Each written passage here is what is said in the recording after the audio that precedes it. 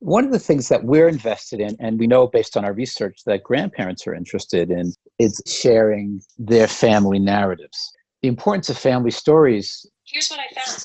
Oh, why was she talking? Siri started talking to me. I bought an Apple Watch, and it's like having a Jewish grandmother around my wrist. Have you eaten yet? Are you standing? Are you sitting? How come your posture is so bad?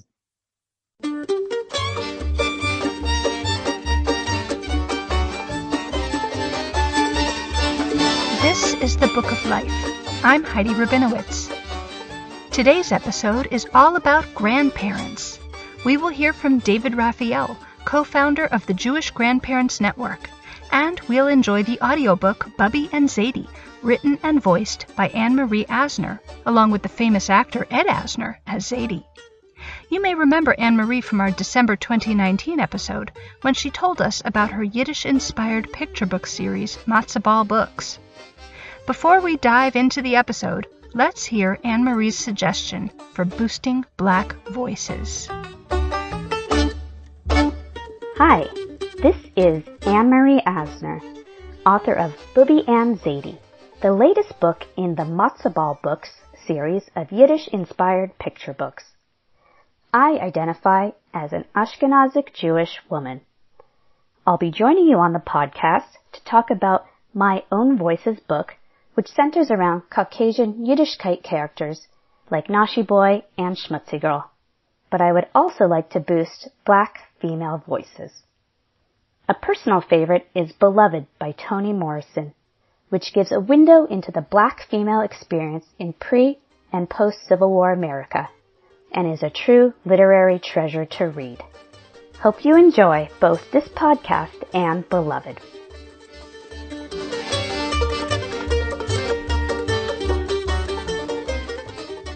David, what is the Jewish Grandparents Network? The Jewish Grandparents Network is the first and actually the only organization formed exclusively to support and advance grandparents in their central role as key members of our multi-generational families, transmitters of Jewish values, and ultimately key supporters of Jewish life. And there are a number of pieces to that. One piece of it is to support grandparents in the context of kind of greater complexities in American family Jewish life these days. We call it the new Jewish family of multi-faith families, multiracial families, recombinant families, that the families that we grew up are very different than families today. And to support grandparents in those roles, also in recognition that many grandparents, and we have data on this, may not feel comfortable in their roles as transmitters of Jewish values, customs, and traditions. And the third piece of it would be to encourage organizations both to recognize grandparents' roles, to partner with them, and to support them in their efforts as well. Is there something unique about Jewish grandparenting in particular? Yes, I think there's a lot of things. So I guess to start, the whole dynamic of the immediate family, there's a wonderful article by David Brooks, it was in the Atlantic magazine several months ago, that basically says that the concept of the immediate family as the primary family unit is relatively a new one, and maybe not really one that can be of success in the long term. He says that basically in all traditions, grandparents have been the essential parts of families. And we know in our research, for instance, that for grandparents who live within an hour of their grandkids by car, bus, or train, half of them are providing some kind of childcare service on a regular basis. So grandparents are essential supporters of family life today in more ways than people recognize, and it's always been that way. In terms of the Jewish dynamic, we talk a lot about the importance of grandparents in transmitting Jewish values, customs, and traditions. There are multiple studies that demonstrate that children who have strong relationships with their grandparents are more connected Jewishly. And those are studies done by the Cohen Center and others that looked at Israel Birthright alums and other young adults, saying that young adults and teens who had strong relationships with their grandparents are more connected Jewishly. We know that there are studies out there that demonstrate that young adults and teens who had strong relationships with their grandparents are less likely to be engaged in unhealthy social emotional behaviors. And we're very invested in the work of Marshall Duke, the psychologist at Emory University, and Marshall is on our advisory committee and a really terrific grandfather, who tells us that kids who know their family stories are more emotionally resilient. He calls them Bubbemises, and he doesn't say that in a pejorative way, but it's the transmitters of those values that often happens through the grandparents. More specifically, it's the grandmother who is transmitting those, who's sharing those stories. And so grandparents in all traditions have this special role in transmitting our family stories, which are linked to emotional well-being in children. Jewishly, grandparents today, we say we stretch out our arms and our history goes out 100 years in either direction. My grandparents came over from Eastern Europe, Russia and Romania. My father lived through the Depression. We know many grandparents today whose parents and grandparents were Holocaust survivors. So specifically in regard to Jewish grandparents today, there's a link to that immigrant story and the Holocaust story and the other stories of those times, the birth of the state of Israel, which are central to our Jewish identity. And we are the ones who are sharing those stories and those traditions. So those are some ways, I think, in which Jewish grandparents are often the ones who provide those vital links between both our traditions and our narratives. During this global pandemic, many grandparents and grandchildren are not able to spend time together physically. So what are your recommendations for keeping those relationships strong and healthy? And what are some remote activities that grandparents and grandchildren can do together? The first thing I would say to grandparents is don't panic. That's to say, we have this notion that if we don't see our grandchildren, they're going to forget us. But Marshall Duke reminds us there are lots of instances where families are separated, whether it's because of military engagement or long-term travel, other reasons. This is not the only experience that we've had where families have separated. This is the first time we do have access to social media and communication, such as Zoom and FaceTime and other visual media. So grandparents are using those formats. Obviously, they're very two-dimensional. We have grandparents who tell us that they miss that visceral sense of being with their grandchildren. The other challenge with Zoom and FaceTime is that our kids are kind of zoomed out. Like, our grandkids, no, not another Zoom call. I don't want to do it. They're ausgezumt. That's right. Ausgezumt. So what we've been exploring in the Jewish Grandparents Network is opportunities to create more three-dimensional activities connecting, let's say, via Zoom. So is there a way, for instance, where a grandparent and a grandchild connect via Zoom and then carry out some kind of activity, each in their own home, and then come back and talk about it? And we're working in partnership with a number of different organizations, such as Beit HaTfutzot and Shalom Learning, to explore more three-dimensional opportunities for grandparents and grandkids to engage. There are games that people could play remotely. Somebody was telling me that her child's grandfather taught her how to play chess online. We know that children love making tents out of pillows and blankets and stuff like that. Grandparents can make a tent in their house, and kids can make their tent in their house, and they could have a tea party together. We're actually developing curricula around Hachnasat Orchim, welcoming the guest. So grandparents could be inviting dolls into their tent, and kids could be inviting dolls into their tents. Depending on the age of the kid, they could do, we used to play hot and cold, where you would hide something and, getting hotter, colder, colder. And there's certainly this crafts and arts. Baking is something that we could do together, each individually. Part of it obviously has to do with the age of the child.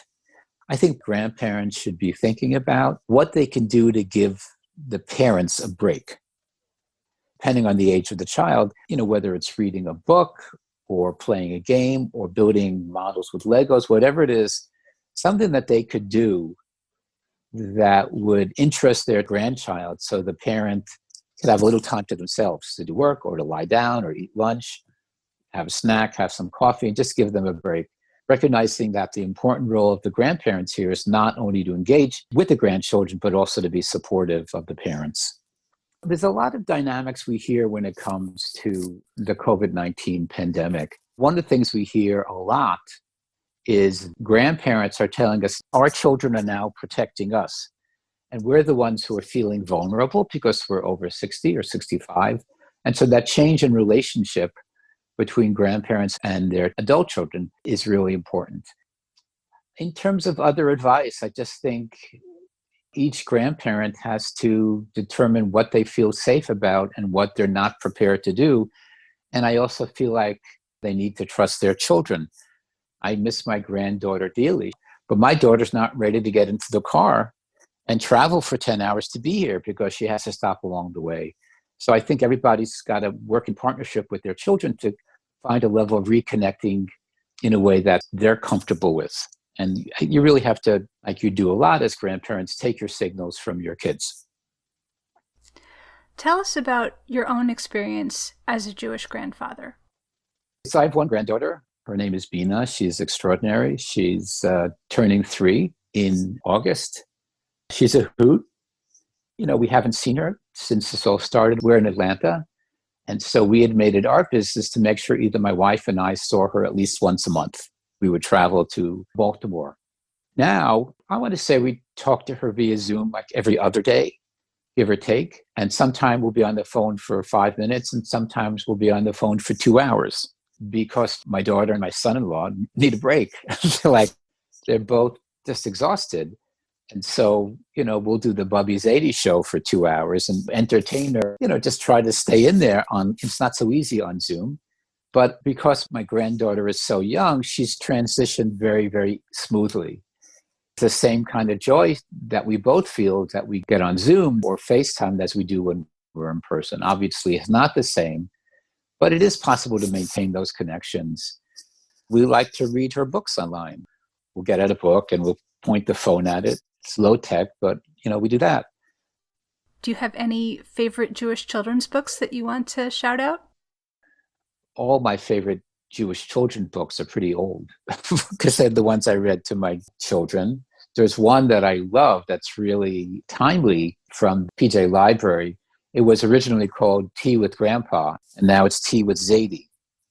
And it's about a child and her Zaide who gets together every day at 3:00 for tea, and they do this and they do that. And in the last frames, you're seeing that they're getting together virtually instead of in person. That resonated for me a lot. There was a book we used to read to our kids about life on kibbutz called The Chicken Man. Yeah, those are great choices. Tea with Zaides by Barney Salzberg and Chicken Man by Michelle Edwards. Good choices. I love that book. And what does your granddaughter call you? Zaide. She calls you Zaide. Sweet. Yeah, so my wife is Bubby, and I never had a Zaide. I had a Nana and Pop, and my kids had Mom and Pop. But what we've discovered in our engagement with grandparents is that either people flee from Yiddish grandparental names or they run towards them. We hear people say, "Oh, I'm not a Zaide," because they're still listening to rock and roll. But by and large, we've discovered that grandparents choose grandparental names based on a grandparent they loved. So my wife had a Bubby who she adored, and I was pleased to be a Zaide to her Bubby. That's so nice. I love that. It's Tikkun Olam time. What action would you like to invite listeners to take to help heal the world? There are 2 that come to mind for me. One is more globally. I think we're at a time where everybody should take responsibility both for voting and for encouraging others to vote and doing things that enable others to vote. No matter what your politics are, this is a major election coming up. And I think all of us need to play a role in ensuring that everybody has a voice in determining where our country is going. And the other one is that, I used to travel a lot before pandemic. And 2 things happen when a plane is delayed or there's some snafu when you're traveling. Either people get really, really nasty or they get really, really nice. and cooperative and collaborative, and they work together. Well, let me help you fit this luggage. What if I move this around? Whereas you have some people saying, don't touch my luggage, So this is one of these times that I think everybody's feeling stressed and everybody's feeling on edge. And I think one of the things that we could do in terms of Tikkun Olam is recognize that this is a time to be cooperative and collaborative instead of acrimonious and negative. That each of us in our own ways, in whatever encounter we're involved in, whether it's with the cashier or crossing somebody while you're hiking, recognize that this is an important opportunity to be menschlich instead of to be mean-spirited. So if you're walking on a path and somebody's walking towards you, then you be the one who is a mensch and moves to the side so the other person can walk by with appropriate social distance. So those are two things that come to mind. Good. Let's take another moment to engage in Tikkun Olam by using our own white privilege to boost Black voices. Is there a work by a Black creator that you would like to shout out? Well, the one person who I read on a regular basis is Charles Blow, who's a writer, an editorialist, a columnist for the New York Times. He's a magnificent writer, incredibly thoughtful. He writes beautifully. There's also Roxane Gay of the New York Times, who is another really wonderful columnist. So those are two folks that I read on a regular basis. Okay, good. Thank you. Is there anything else that you would like to talk about that I haven't thought to ask you? Well, the one thing I wanted to mention real quickly is that we spoke a little bit about the importance of family narratives and sharing our family stories. We have a new page on our website, jewishgrandparentsnetwork.org.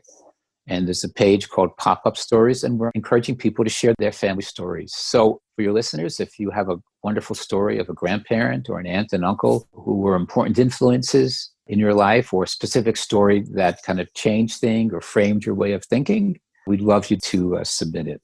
People have questions about the Jewish Grandparents Network. We're a new organization, so people could reach out to us, and I will get back to them personally. Excellent. David Raphael, thank you so much for joining us.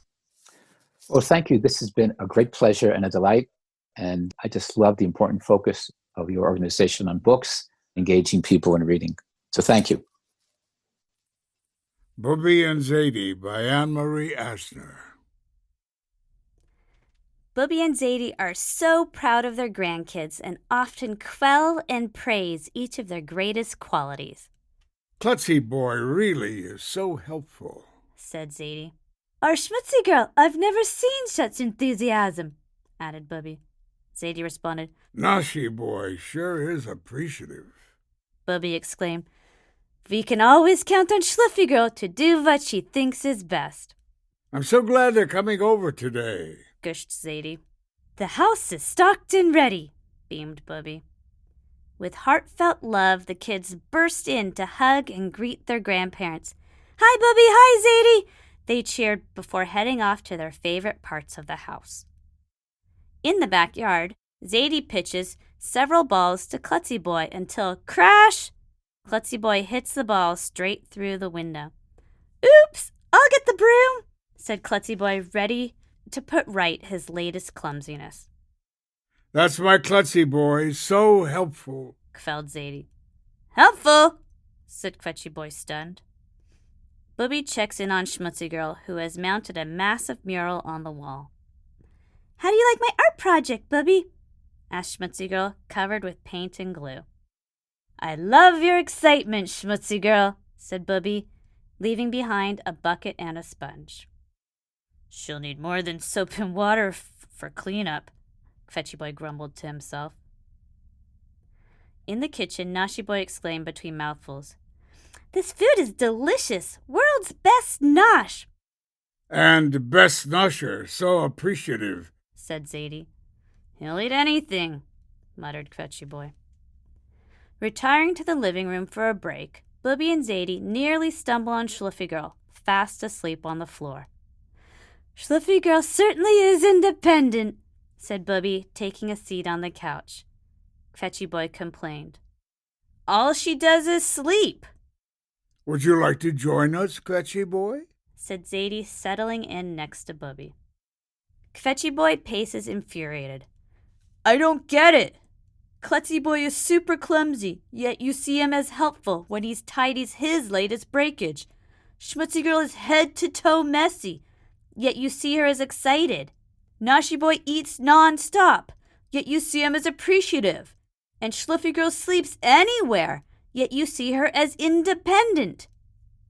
That's very observant of you, Kvetchy Boy, said Zaide. Yes, a sharp mind on that one, quelled Bubbie. I'm not being observant, I'm kvetching, said Kvetchy Boy, exasperated. Kvetchy Boy, it's easy to see people's flaws, said Bubbie. but when you love someone, you look for the good, said Zaide. Confused, Kvetchy Boy asked, like a sharp mind? See, very smart, said Bubbie. Tired out, Zaide yawned. Oi, now I need to call the window repair company because of Klutzy Boy, and the house cleaner because of Schmutzy Girl. And I need to restock the fridge from Noshy Boy, said Bubbie, exhausted. Perhaps after you follow a Schluffy Girl's lead and get some rest, said Kvetchy Boy. Good idea! That's our brilliant Kvetchy Boy, said Bubbie. A sharp mind, I tell you, said Zaide. I told you, said Bubbie. Before they can say another word, Bubbie and Zaide are snoozing on the couch. Kvetchy Boy smiles and tucks them in. Brilliant, huh? Beamed Kvetchy Boy. I guess Bubbie and Zaide Quells are nothing to kvetch at. While Bubbie and Zaide rest, the grandkids use their helpfulness, excitement, appreciation, and independence to put the house back in order. Not too klutzy a job, said Klutzy Boy, admiring their efforts. Schmutzy Girl answered, but still not quite the same without Bubbie and Zaide's special touch. Neither are we, said Kvetchy Boy, first in line for a hug before heading home. For more about this book and others, please visit matzahballbooks.com. Hi, I'm Tzipporah Cohen, and I'm the author of the book No Vacancy, and I'd like to dedicate my episode of the Book of Life podcast to my patients, past and present, for trusting me with their stories.